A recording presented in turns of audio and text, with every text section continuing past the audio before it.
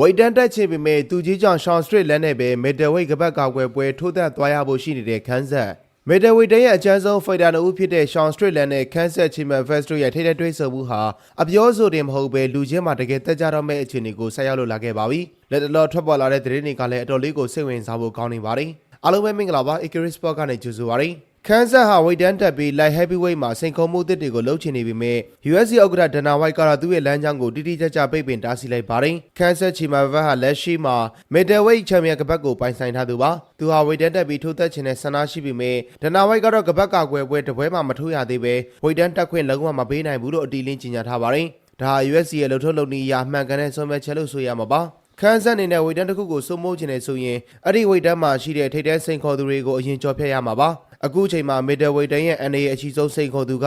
ရှောင်းစထရစ်လန်ဖြစ်နေတဲ့အတွက်ခန်းဆက်အတွက်ရှောင်းလင်းလို့မရနိုင်တဲ့စစ်ပွဲတစ်ခုကိုဆက်ရောက်လာတာဖြစ်ပါတယ်လက်ရှိထွက်ပေါ်နေတဲ့အတွင်းသတင်းတွေအရ UFC ရဲ့ match making အဖွဲ့ဟာ Strickland ကိုရောခန်းဆက်ကိုပါစာချုပ်မူချမ်းတွေပေးပို့ထားပြီးပြီလို့သိရပါတယ်ကစားသမား2ဦးစလုံးဟာနှုတ်အားဖြင့်လက်ခံတယ်လို့အကြောင်းပြန်ထားကြပေမဲ့စာချုပ်ပါအသေးစိတ်အချက်လက်တွေကိုတော့ဆက်လက်ညှိနှိုင်းနေကြတော့မှာStrickland ကတော့ထုံးစံအတိုင်းဘယ်သူနဲ့ပဲဖြစ်ဖြစ်ဘယ်အချိန်ပဲဖြစ်ဖြစ်ထိုးသက်ဖို့အဆင်သင့်ပဲဆိုတဲ့ရည်တည်ချက်ရှိနေသလိုခန်းဆက်ကလည်းသူ့ရဲ့ပထမဆုံးကပတ်ကာကွယ်ပွဲကိုနာမည်ကြီးဖိုက်တာတဦးနဲ့ရင်ဆိုင်ပြီးသူ့ရဲ့စိုးမိုးမှုကိုသက်သေပြချင်နေတာပါ UFC ကနိုင်စင်ကျင်းပမည်ဖြစ်တဲ့ International Fight Week ကိုအခမ်းအနားဆုံးဖြစ်စေချင်ပါတယ်ဒါကြောင့်ခန်းဆက်နဲ့ Strickland တို့ရဲ့ပွဲကို International Fight Week ရဲ့ခေါင်းပွဲဖြစ်ထားရှိဖို့ UFC ဘက်ကစဉ်းစားထားပါတယ်ဒါကအကြောင်းမဲ့မဟုတ်ပါဘူး Strickland ဟာ American ပေးတဲ့ကြားမှာအရန်ကိုရေပန်းစားသလိုသူ့ရဲ့ပွင့်လင်းလုံးတဲ့စကားပြောဟန်တွေကြောင့်ပွဲမတိုင်ခင်ကတည်းကလူစိတ်ဝင်စားမှုကိုအပြည့်အဝရရှိမှာပါခန်းဆက်ဟာအလဲထိုးနိုင်စွမ်းရောလုံးသက်နိုင်စွမ်းပါအထူးကောင်းမွန်တဲ့ဖိုက်တာဖြစ်လို့သူတို့နှစ်ဦးရဲ့တွဲဆုံမှုကလက်မှတ်ရအောင်ကိုအမြင့်ဆုံးရောက်စေမှာဖြစ်ပါတယ်ဒီပွဲသာဖြစ်လာခဲ့မယ်ဆိုရင်တကယ့်ကိုစိတ်ဝင်စားဖို့ကောင်းပါပါ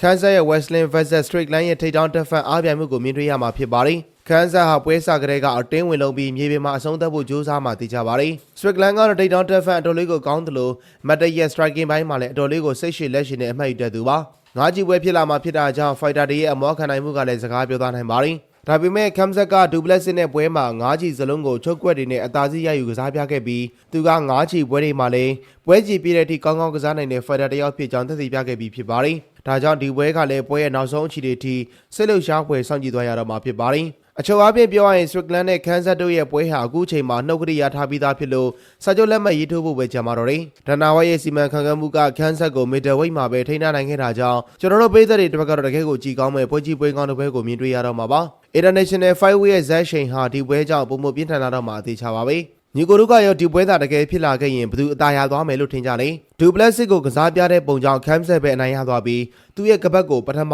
ဆုံးအချိန်အောင်မြင်မြင်နဲ့ကာကွယ်ပြသွားမယ်လို့မြင်လား။ပြောပေးခဲ့ကြပါဦး။အဆုံးထိကြည့်ပေးလို့အားလုံးကိုကျေးဇူးများတင်ပါတယ်။